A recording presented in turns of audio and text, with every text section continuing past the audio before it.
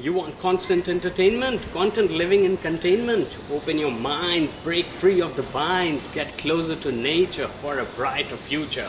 I'm Akshat and thank you so much once again for tuning into my vlog. Today I'm talking about the Rings of Power. I have talked about it before, but this is the thing that you should have in your hands if you really want to get into Tolkien mythology. Alright, so Rings of Power concerns the second age of Middle-earth, which is the world that Tolkien created, which houses all the famous Lord of the Rings and Hobbit movies, and the Ralph Bakshi movie way back, animated of course. And it's a good step because the younger generation needs to flourish their imagination, and this is a flourish of imagination by a huge margin by any standards. And like I said, it talks about the second age. The Amazon studios have taken a lot of liberties, creative liberties with the storylines, etc. But I guess they're doing that to fleshen out the characters in relatable ways, which again I appreciate. Alright, so you know, I have read this so many times, it has become not dog-eared but pretty thumbed through. And a lot of it, basically, the Rings of Power, a lot of it derives from this part, which is of the Rings and Power, Rings of Power, and the third age.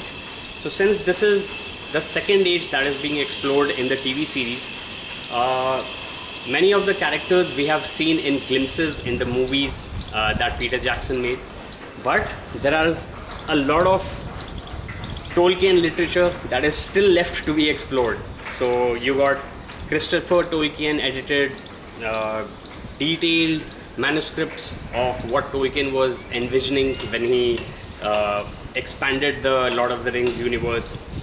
There are a few lost tales which give us a glimpse into Numenor, which is the island of men westwards towards Tolkien's heaven, and unfinished tales of course.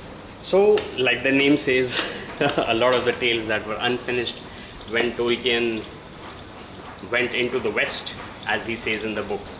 So about the Rings of Power, what I really appreciate is they have not restricted themselves to the white casting. And there's been a lot of debate about this going on online and in the industry circles. But I think it's a good step in the right direction. Overall, as you might tell, I am pretty much in favor of the TV series.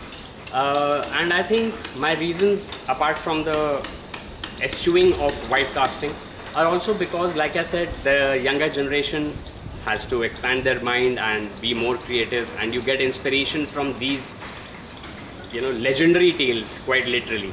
So I recommend the Rings of Power, and for what it's worth, you should watch it. You should encourage people who are interested in high fantasy and mythology to watch it.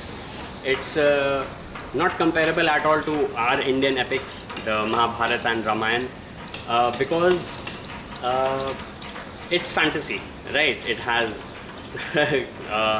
not very allegorical themes, but timeless themes. Good will win over evil, but after a lot of struggle and a lot of effort, and you know, power and wealth can corrupt even good people. So these are the kind of themes that underlie the entire Rings mythology, the entire Middle-earth, which is the setting for all that happens in this series and in the books. Alright, so I guess my recommendation for the Rings of Power is presented to you for your enjoyment, and if you do get a chance, do watch it. Alright, it's getting hot and humid, so I'm going to call it a day right now for my lunchtime vlog and head back upstairs. Thank you so much once again. Namaste, take care and stay safe.